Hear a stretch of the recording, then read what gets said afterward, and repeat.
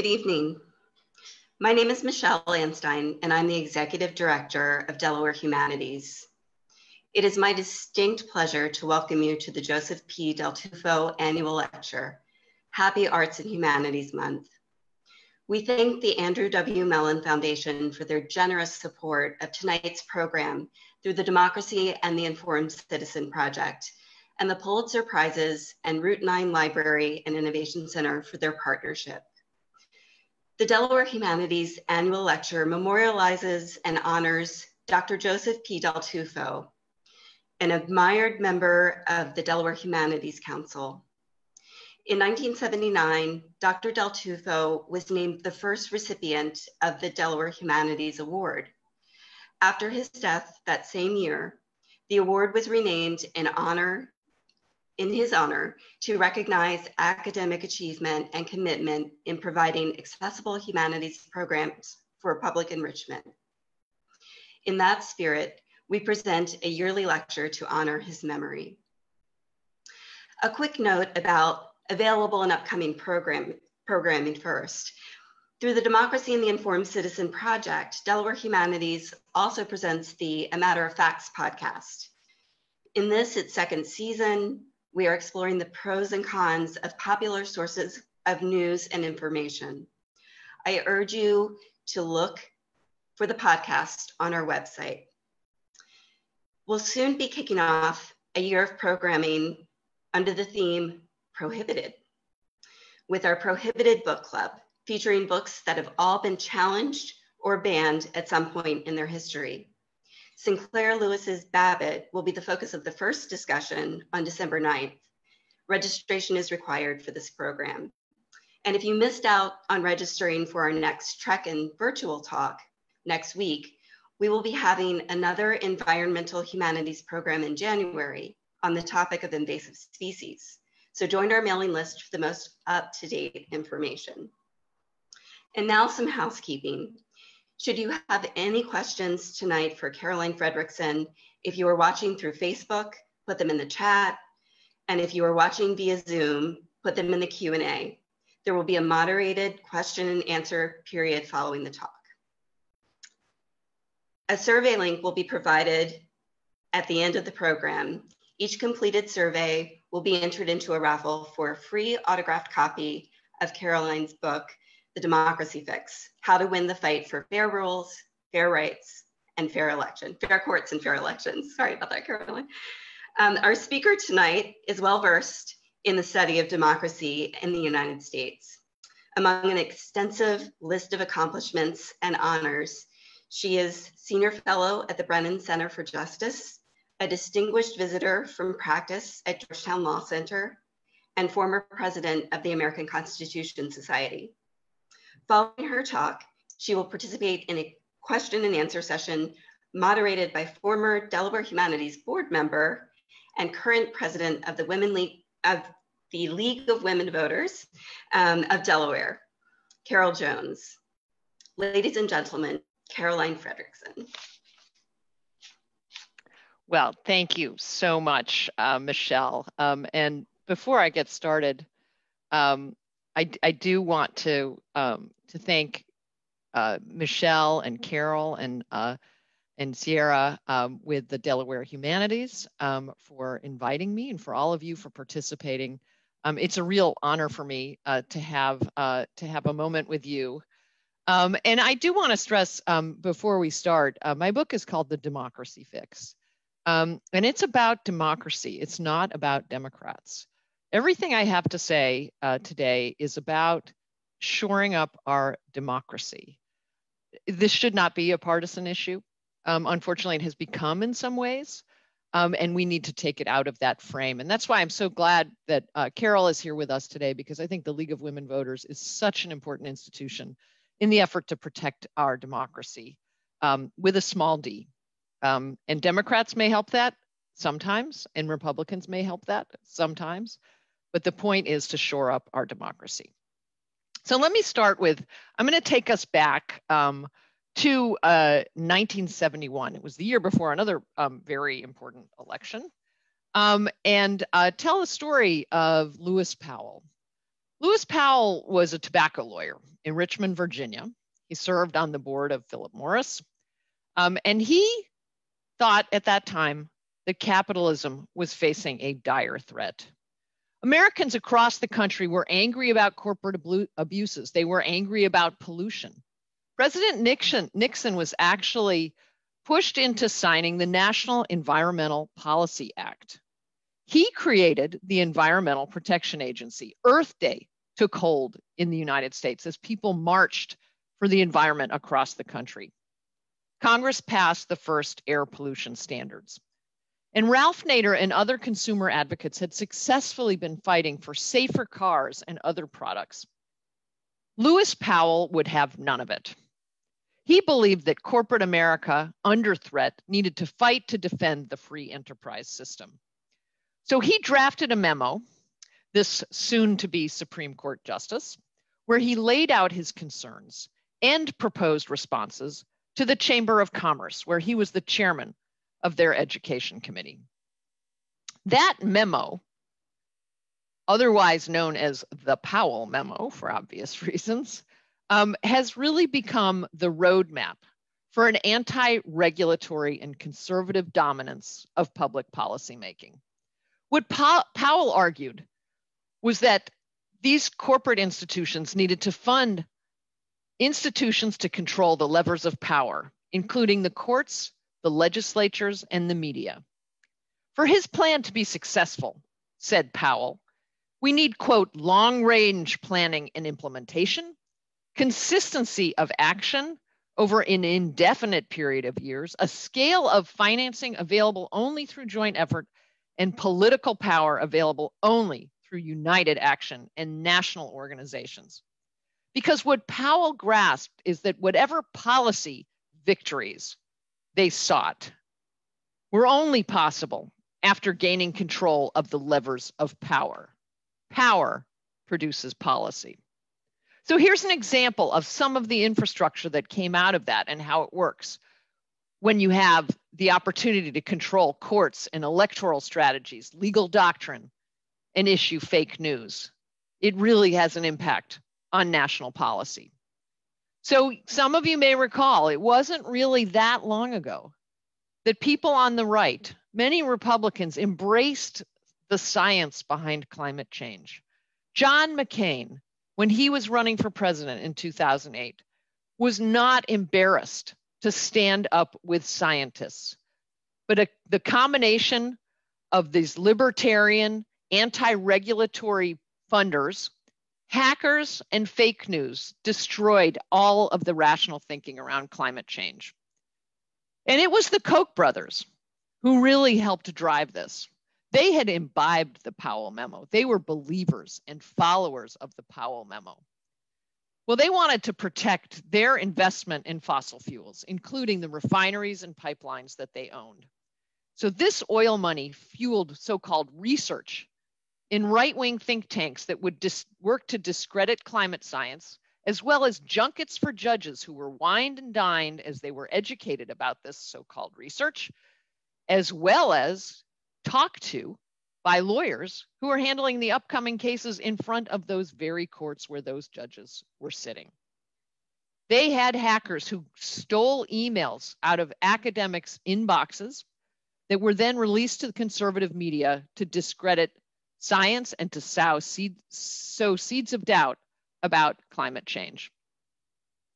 And once the decision in Citizens United came down from the Supreme Court, this was, by the way, another project of the memo to destroy regulation around campaign finance.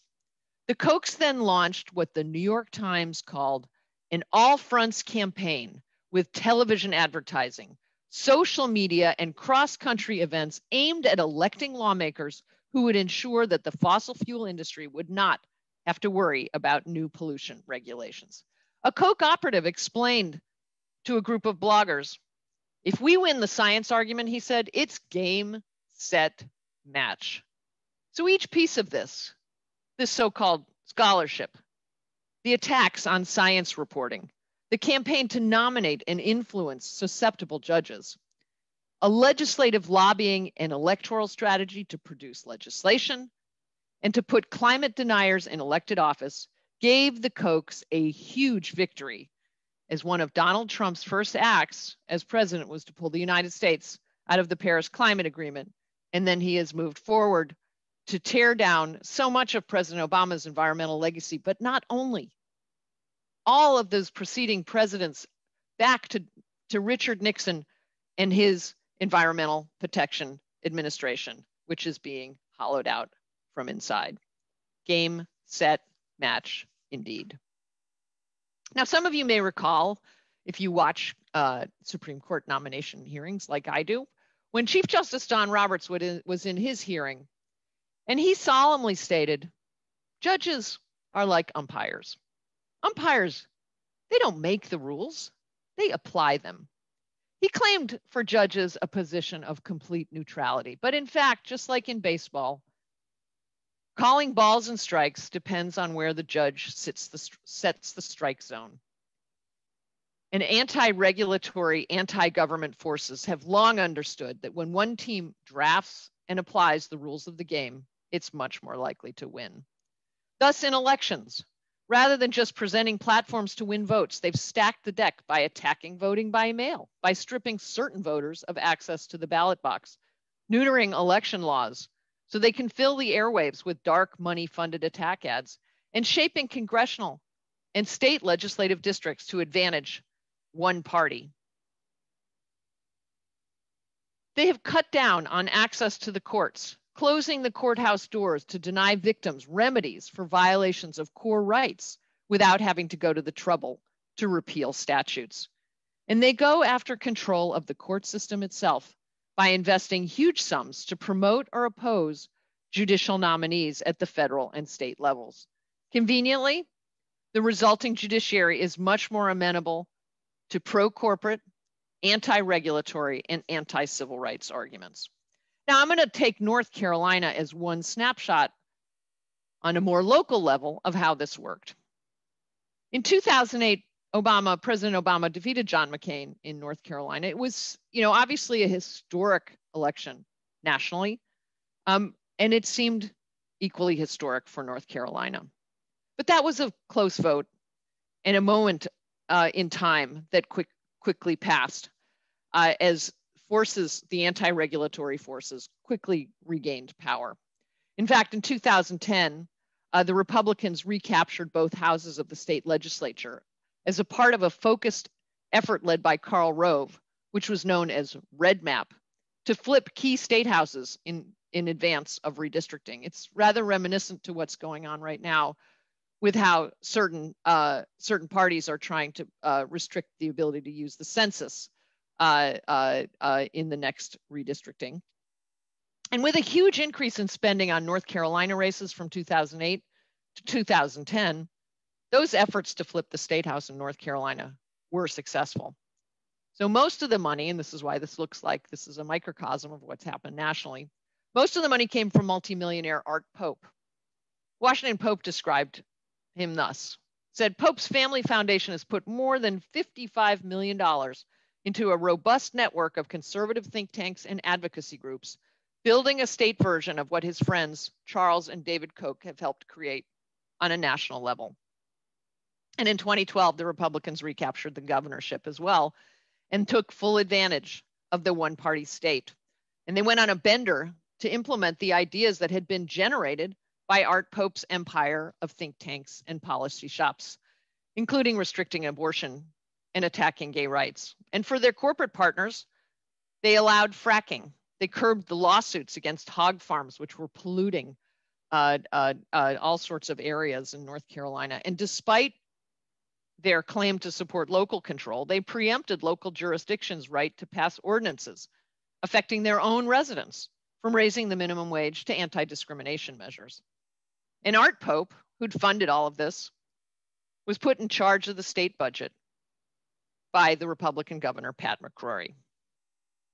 But most significantly, and to the point about democracy, what Art Pope and his allies did was work to lock in power.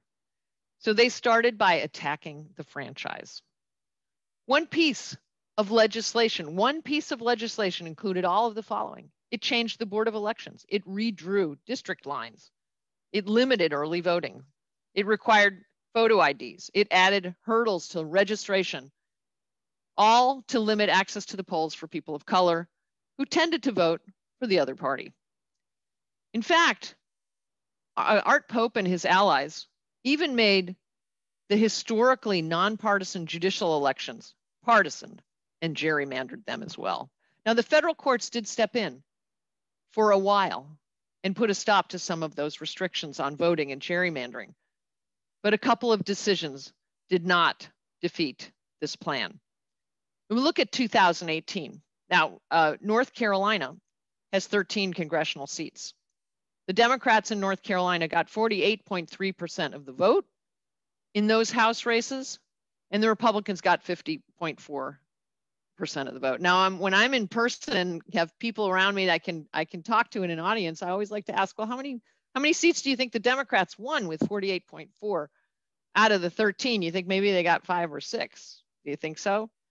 Well, they got 3, and the Republicans with 50% of the vote got 10. Their plan worked. We have an ugly history in the United States of efforts to suppress the vote, as you all know. I'm going to tell you a story that has a lot to do with the Powell Memo, where this has come since then. But at a religious roundtable rally in August 1980, featuring presidential candidate Ronald Reagan, Paul Weyrich, who was the co-founder of the Heritage Foundation, the American Legislative Exchange Council, and the Moral Majority, institutions that grew out of the ideas of the Powell Memo. Paul Weyrich explained his support for vote suppression. He said, now many of our Christians have what I call the Gugu Syndrome, good government, saying it like it's a terrible thing. They want everybody to vote.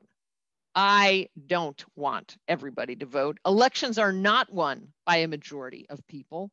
They never have been from the beginning of our country, and they are not now.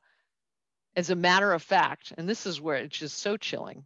As a matter of fact, he said, our leverage in the elections quite candidly goes up as the voting populace goes down. Now, he said that quiet part out loud that most people don't say around voter suppression. But he didn't need to say any more about who he was trying to stop from voting. And ALEC, one of the groups that he founded, has been a source for many of the voter suppression proposals that soon followed. Now, rigging elections is only part of the plan, as I mentioned earlier. These anti-regulatory and anti-government forces also had a plan to take over the courts.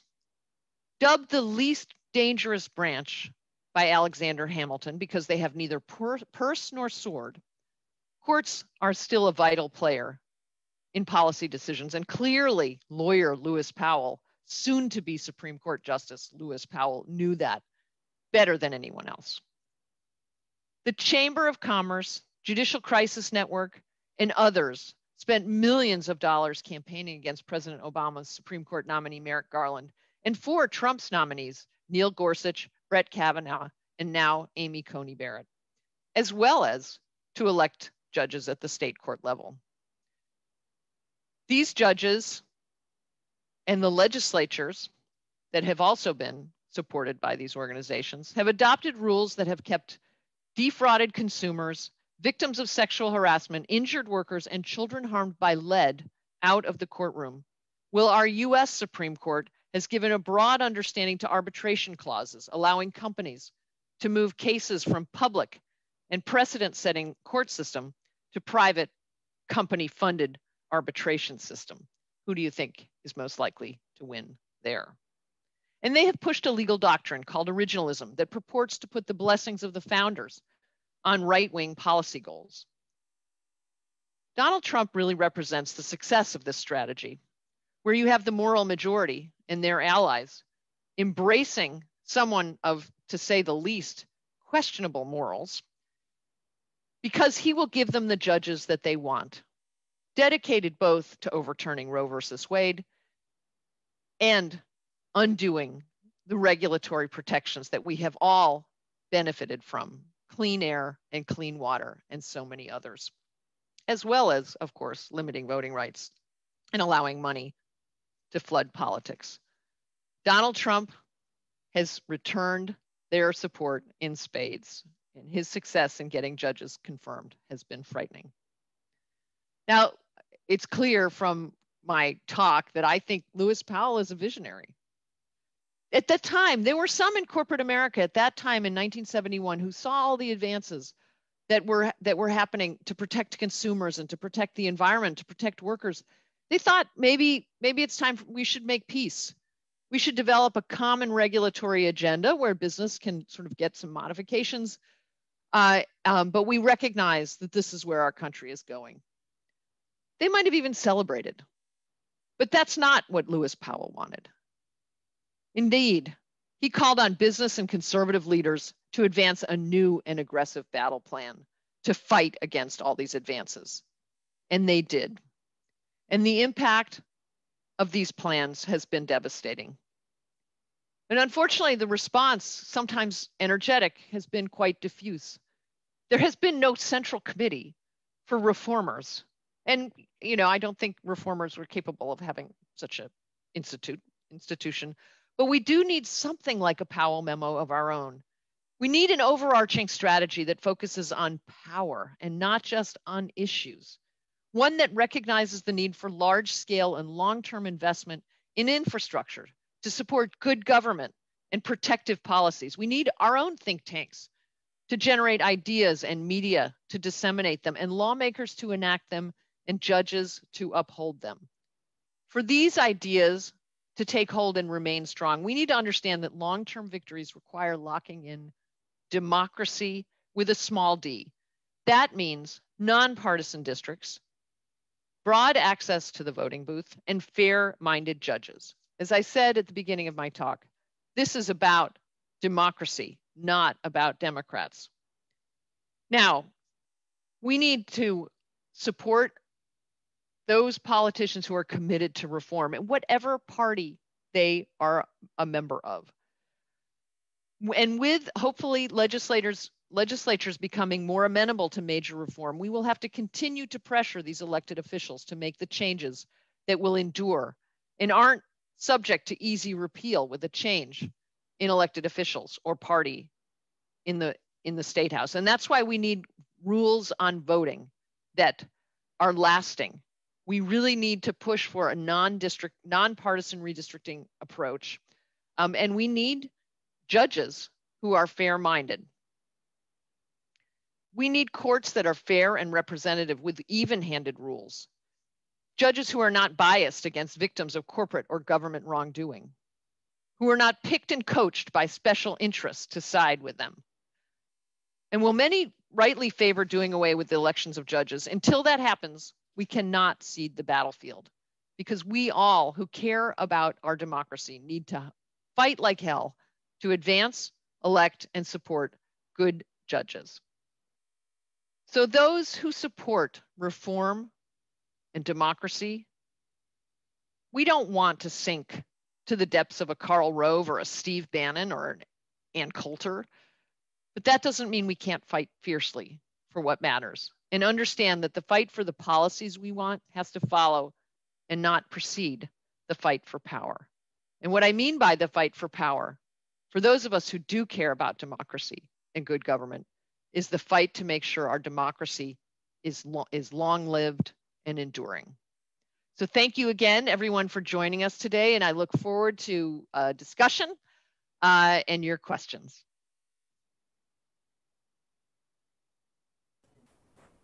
Thank you so much, Caroline.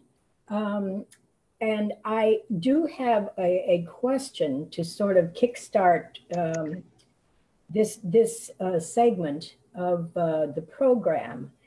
And it has to do with the importance of local elections. People tend to get very enthusiastic for presidential elections, and not so much, generally speaking, for local elections. And I'm talking about school boards, I'm talking about municipalities, counties, state legislature, and state, the whole state, and then beyond to the federal. So could you give us a kind of a quick civics lesson about how this works and how important? Well, that's a great question. It's absolutely, absolutely necessary. You know, it's like any kind of exercise, right? You need to kind of work your muscles, and the getting involved in local elections, even just making sure you're paying attention, is a way of developing those muscles. And it's a way of developing a cohort of people who are committed to the legislative process and to civic engagement.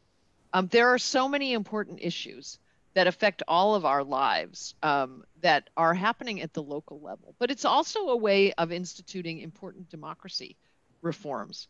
It's a place for experimentation and advances. You know, there are cities, small cities, towns that allow 16-year-olds to vote. There are places like Maine that are using ranked choice voting.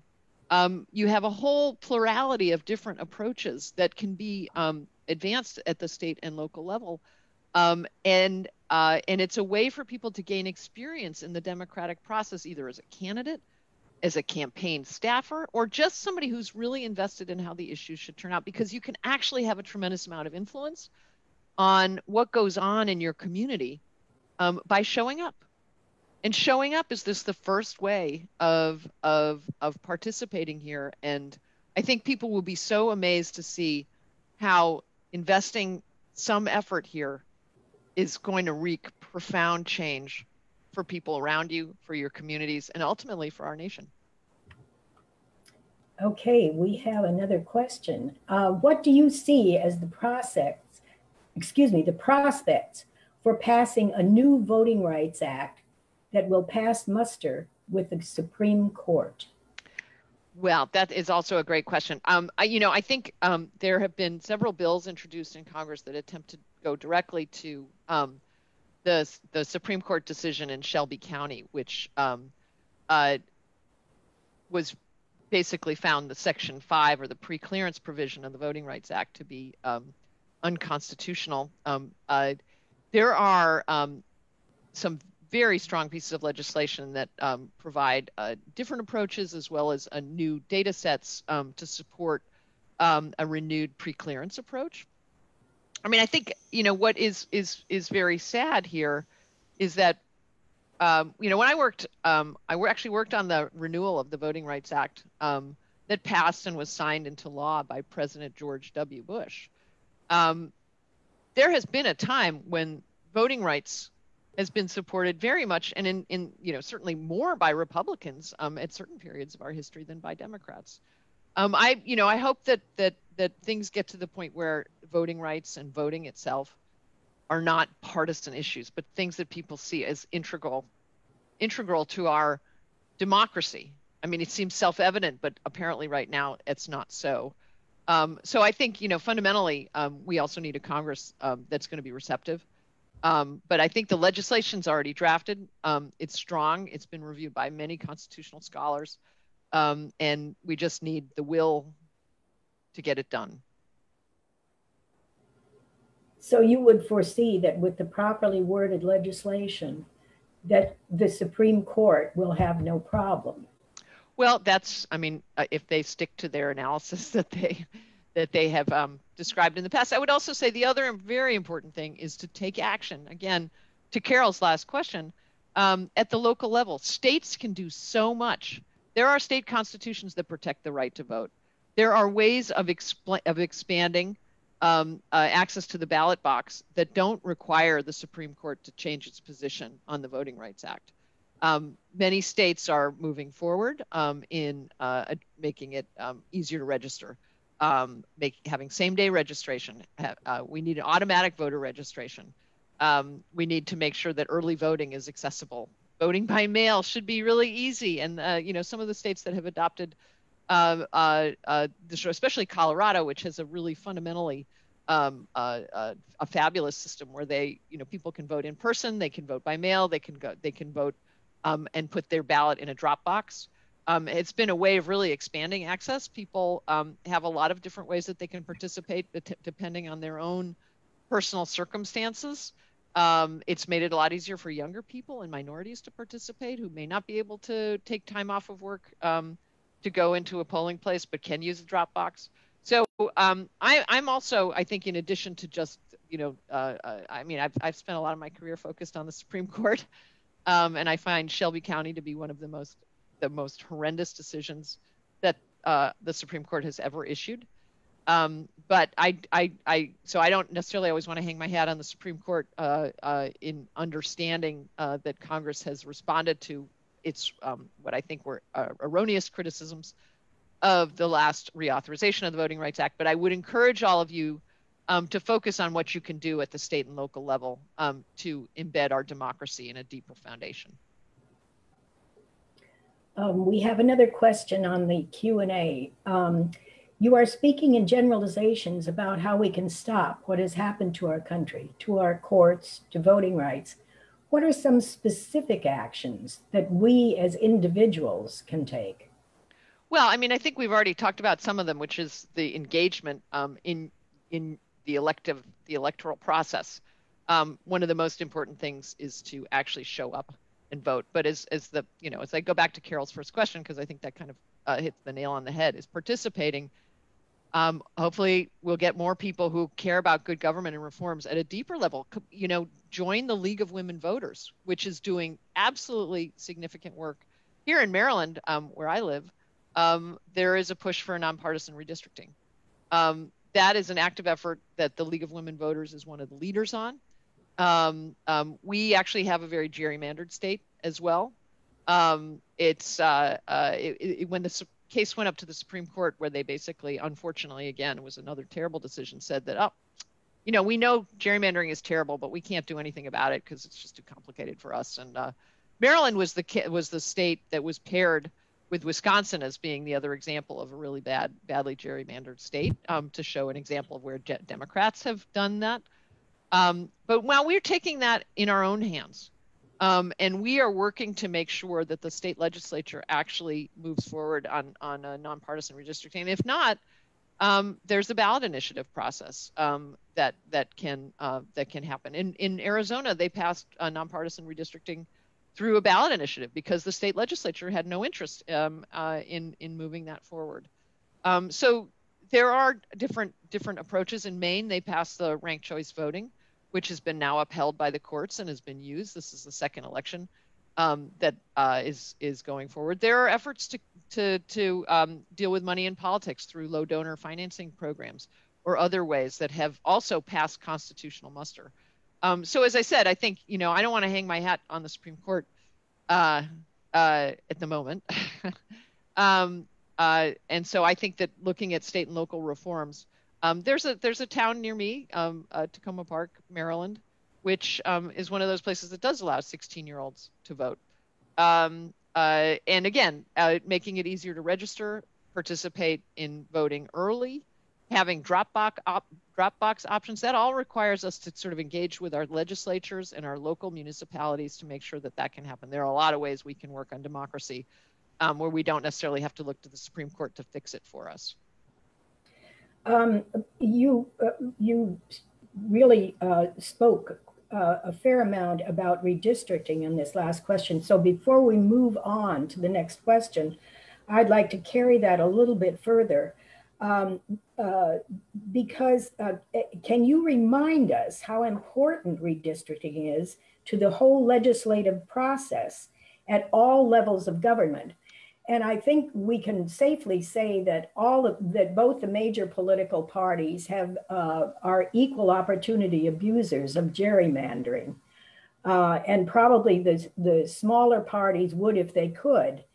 So how do we move forward from this mindset and go on and utilize redistricting to help get a fairer voting process? Great. Well, that's a great question. I would say I agree with you that both parties have engaged in it. I think it has not been equal. And in part, I'll tell you why, because in the past it has been, but it has really been on steroids over the last 15, 20 years because of the use of algorithms and computer programming that have been really used with great skill by Republicans. And the Democrats in the 2010 process were sort of out to lunch, if you look at it comparatively. So over time, historically, it's true, but in recent years, and why we're so out of balance right now, and there are figures where, the Democrats had significantly overperformed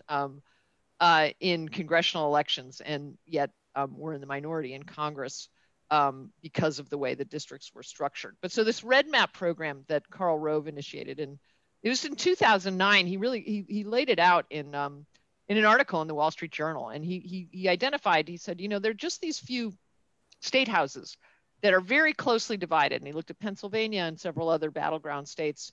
And he said, we don't need a lot of money. What we need is to target just those races in those state houses where we can change the power dynamic in that. And we have the governor, and we change the power dynamic in that state house. And then we pass a really very, very gerrymandered districting system. And I mean, he was explicit. He put it in the Wall Street Journal. A lot of people could read about it. He raised money, not a huge amount of money when you really think about it. I think it was like something $35 million. And he did just what he planned to do. And what came out of that was an even more gerrymandered situation than had prevailed prior to that. So what happens after every census, every 10 years, there's a new count, and the districts are allocated and apportioned. So the congressional districts and state legislative districts are distributed based on the new population counts. And some states lose population and some gain.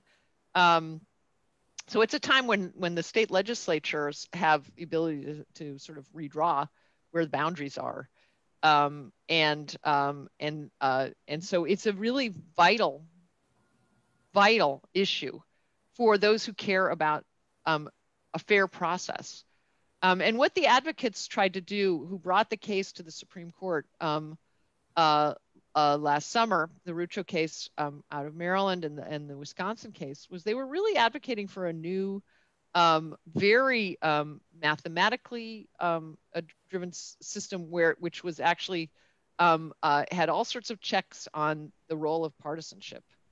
And it's just incumbent on us all to whatever party you might belong to understand that that's not the right way to win control by rigging the election in your favor. That one would hope that you care enough about your ideas and you believe in them that you can sell them to the public, and you don't have to actually basically bend the rules so that you win election regardless. And so what's created these very gerrymandered districts, and one of the reasons why I have so much partisanship in this country, is that the districts themselves are so in favor of one party or another. And as I said, right now, the Republicans have just dominated this process. But, I think the Democrats might have if they could have, but they didn't get their act together.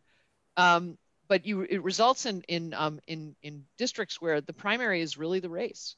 That one party, is so dominant that winning the primary means you're going to win the election. And it has moved the candidates far to the right and to the left, and really made politics, I think, very unattractive for very many Americans, because it doesn't speak to them about their values and the positions that they would take.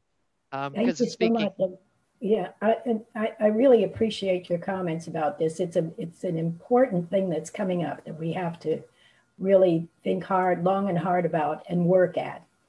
But let's go on to the next question. Can Congress overturn the Citizens United decision, or will it take a constitutional amendment?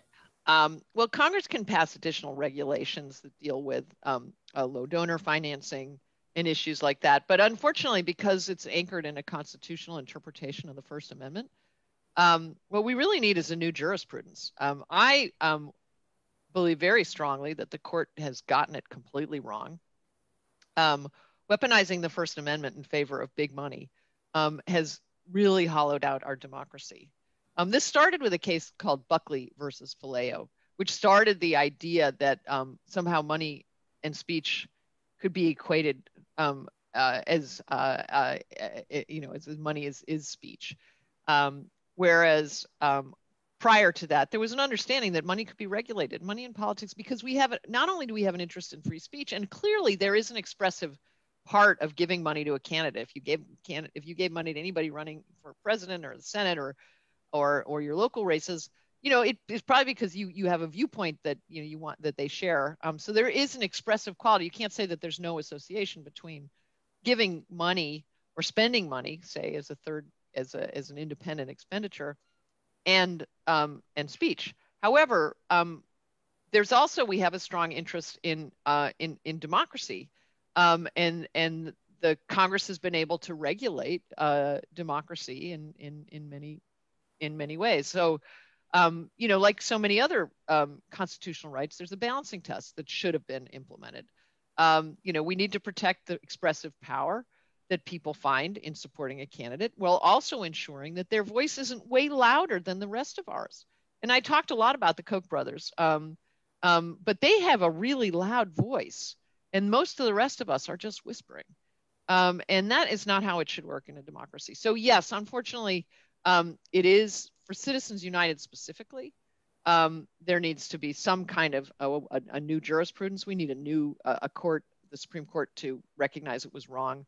But short of that, there are a lot of strategies that can be advanced at the state, local, and federal level that would give other donors amplify their voices. And I really do hope that in the future we have a court that's made up of people who are much more sensitive to democracy issues and less sensitive to the need to protect big money and plutocrats' ability to influence our politics. Next question. 2020 is the anniversary of the 19th Amendment, giving women the right to vote. Why is the history of the amendment relevant today? Well, that is also, there's such a great question. I mean, I think it's what's relevant is that, it was a hard fought battle, and it really came down to the very end. I think some of you may be familiar with how I think it was Tennessee was the last state for ratification. It was right at the end of the period that Congress had set. And there was one state legislator, a young man, who was inclined to vote against it. It was down to his vote. And his mother wrote him a letter, basically saying, you need to do this for me. And he signed up and he supported it, and the 19th Amendment was adopted. And I guess going back to the question about what we can do, one vote in one state legislature was what it took to get this done. So, everybody who's out there, I hope you're all registered to vote. I hope maybe many of you have voted already. If you haven't voted yet, vote as soon as you can. Make sure you check the rules. Everything there is, every vote matters. And in the 19th Amendment was a hard fought battle. I think there are many lessons to be learned from it about strategies, and there's a lot to be learned about of things that weren't not done well at all in terms of how women of color, Black women particularly, were sidelined and discriminated against in the process. How does the U.S. voter participation rate compare with participation rates in other Western democracies? And what explains some of the differences? Yeah, so we tend to be much lower, especially in countries like Australia, which fines people a fairly negligible amount, but if you don't vote, you pay a small fine. But in many other countries, there are a number of factors. One is, as I said, I think the partisanship, the polarization that has happened in our country make people who don't share views, passionate views on one side or another, feel alienated from the process. Although we're seeming like we're having a pretty high participation rate in this coming election. So maybe things will be a little different right now. The other thing is, I think it's hard. It's very hard to vote in this country. We, as I described, there have been barriers that have been erected. The idea of registering to vote the way that people have to do it, the kind of complexities in the process, signature matches, the idea that especially voting in a pandemic, that You can't have a drop boxes being taken away by some governors, being restricted to one per, the Harris County, Texas is, I'm sure, way bigger than Delaware. And they've restricted the locations of the drop box to one place, I think, and it's just making it enormously difficult. I think the other thing is that's also very different is that in many countries, a ballot has one issue on it. They separate elections for their national legislature from their president or prime minister, or if the prime minister gets elected by the parliament. And as a result, voters aren't presented with some of the ballots that we see in certain states that are incredibly lengthy and complicated, and you're voting on all sorts of different offices, from sheriff to judges and school boards and all sorts of things. Whereas, it's now, and then you get the Senate, you get the Congress and the president, and all of those things, as well as ballot initiatives, can make people kind of eyes glaze over and think, I can't have a position on all these things, so I'm not going to vote at all. Next question. Is the two-party system still viable in our diverse country with a population of 350 million people? Well, it's definitely, I think, been challenged quite a bit. We have some reasons that make it hard to have a multi-party system. The winner-take-all rules that mean that third parties are generally, well, always spoilers, and not capable of having of being elected. And that's why, some, again, states and localities can experiment with different approaches. Ranked choice voting means that that might be possible. Proportional representation that can be done in counties, municipalities, states could try. We have a winner-take-all statute at the federal level. Congress could change it. We could look towards proportional representation. But under the current system, and as you see how the Electoral College plays out, which is another area for huge reform, right now, third parties are pure spoilers. And that means that until that changes, it's not a viable strategy. Okay, next question. What accounts for the Democrats being so out to lunch in the 2010 redistricting efforts? Well, it's so put us back in history. I mean, it was a stressful time. I don't want to be too critical of President Obama, but what was going on in 2010, if I remind you all, was that when President Obama was elected, we were in the Great Recession, and so he had two major priorities. One was to pass legislation that would help the economy, and the other was to pass the Affordable Care Act. And President Obama took the slow road on the Affordable Care Act and didn't use some of the procedural mechanisms he could have employed to pass that bill more quickly through Congress. As a result, the Tea Party got a big head of steam and became very, and some of you may remember this, all this played out in Delaware. And there was a lot of agitation. They took their eyes off the ball and were distracted. And I think President Obama was really focused on his legislative objectives rather than thinking about the Democratic majority in Congress. And the Democrats got shellacked. So, that really meant that their ability to affect redistricting was so diminished. And the Republicans, with Karl Rove in the lead and his Red Map plan, they just went to town and they took total advantage, focused on it, flipped those state houses, and then, the rest is the history that we have right now. I mean, as I said, North Carolina, that example I gave you where Democrats won almost 50% of the vote, but only 3 out of 13 seats. That's the legacy of taking your eye off the ball. This is a question, and I'm not sure that we want to address it exactly the way it's asked, but let me state the question first. Do you consider the U.S. Senate to be an undemocratic institution? Each state gets 2 senators, regardless of population. Can it be made more democratic? And perhaps if you could give us a little bit of the history of how and why the Senate was established, it would help to understand this question and Sure. the answer.